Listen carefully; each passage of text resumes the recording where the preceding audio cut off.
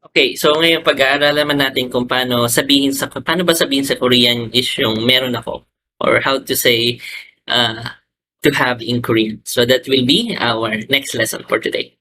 Are you ready?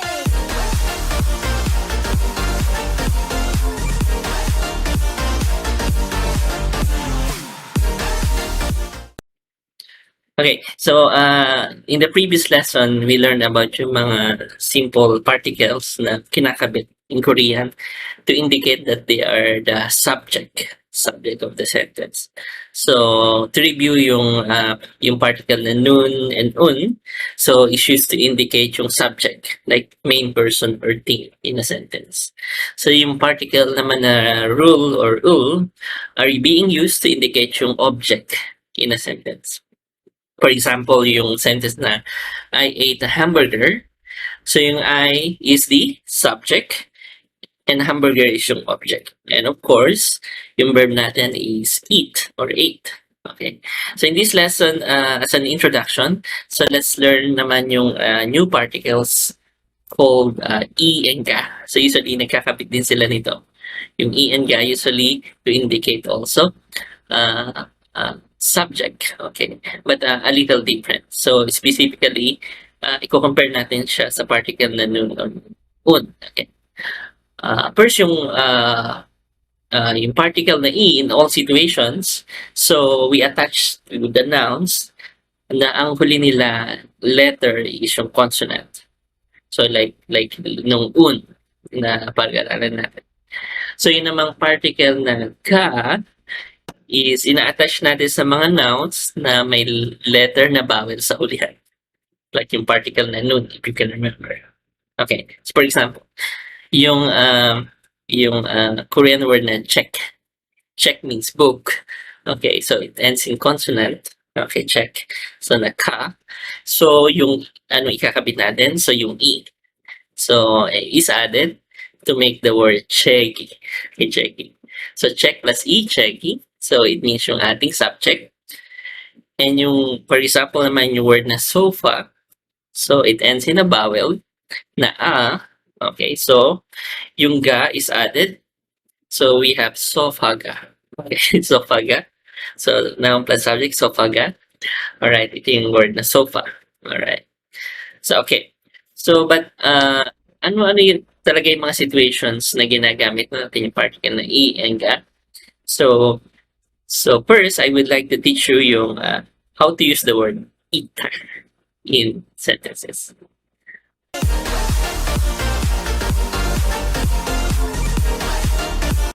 Okay, so in the word na ita, it means to have in Korean. So, but it has a few meanings actually. So we can generalize them into two forms. So ita can mean to have, which is the focus of this lesson. And then yung next naman is ita is to be at the location. So kung nasaan siya. Okay, so which we will discuss in that in the next lesson.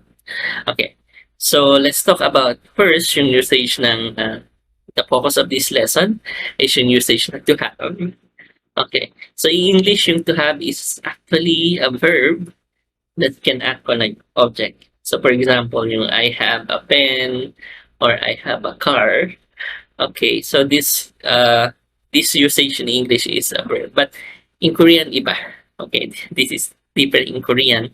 So the usage of ita in Korean is in adjective form. So yeah. So mahirap i-imagine, no? But that's how it is. So since adjective siya, so we learned in the previous lessons na yung sentences with adjective ay cannot act on object. So that means we cannot use the particle ul or lul. Okay.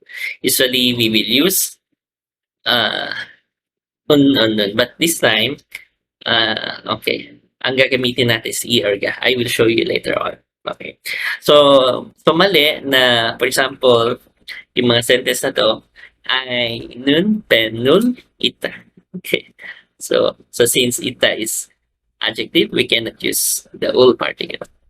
Or na, nun, plus pen, nul, plus ita. Okay, this is incorrect. Or na, nun, pen, nul, ita. Okay, so I have a pen. Okay, so this is incorrect. Okay, so ito yung summary. Okay, so yung sentence na to is incorrect because again, ita is an adjective and cannot act on object like this. Okay, so yung word na, yung particle na ul is only used for, a verb. Okay. So since ita here is an adjective, we can use that. Okay. So that's why to get this around, so in Korean we attach i or ga to the object instead of ul or lul sentences with ita. Okay. So okay, so this is to indicate yung thing or person has sentences with ita. Okay, ita as an adjective. Okay, so para mas malinawan kayo. Okay, so let's have some examples. Okay, let's look at these examples. So paano natin sasabihin sa Korean na I have a pen? Okay, I have a pen. So pen in Korean is also pen. Okay, pen, but here written in Hangul. Okay, we say nanun. Nanun means I.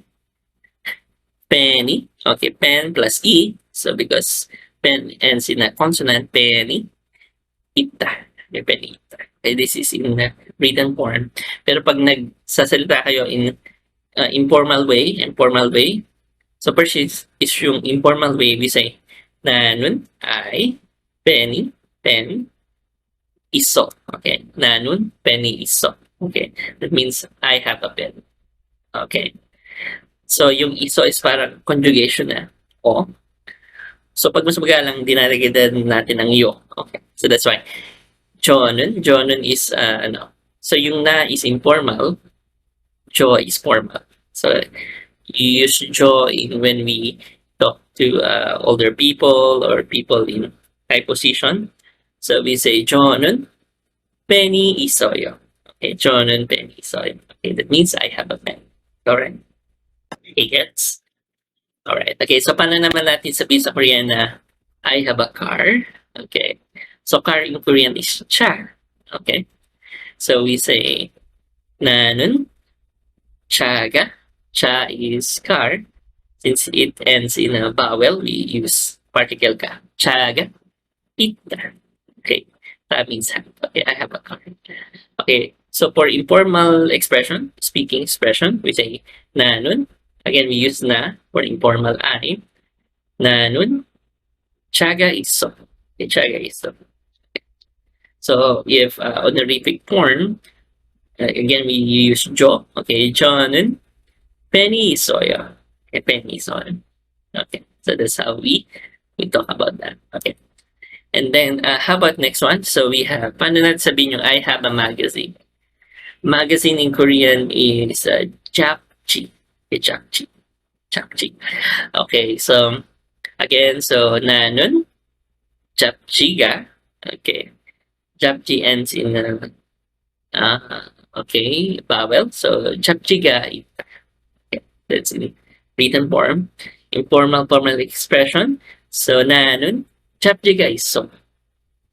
Or mas magalang na jonun, japjiga isoyo. Alright. So that means I have a magazine. Alright, again. So, paano naman natin sasabihin sa Korean? I have a backpack.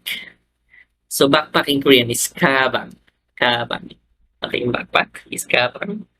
Okay, it ends in consonant. So, we add e. Okay, so that means nanun kabangi ita. Okay, kabangi ita. So, yung this written form for in speaking form, nanun kabangi iso. Okay, that's it. Informal. Formal is jonun kabangi isoyo. Okay, so that's a formal form. Okay, again, note that yung i and ga is being used to indicate yung object ng ating ating adjective. Okay. Alright, okay. So next lesson, I will teach you naman yung paano sabihin na nasaan ka.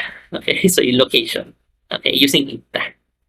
Alright, so that's it for now. Okay, so hopefully we can meet again next time. Okay, so fighting.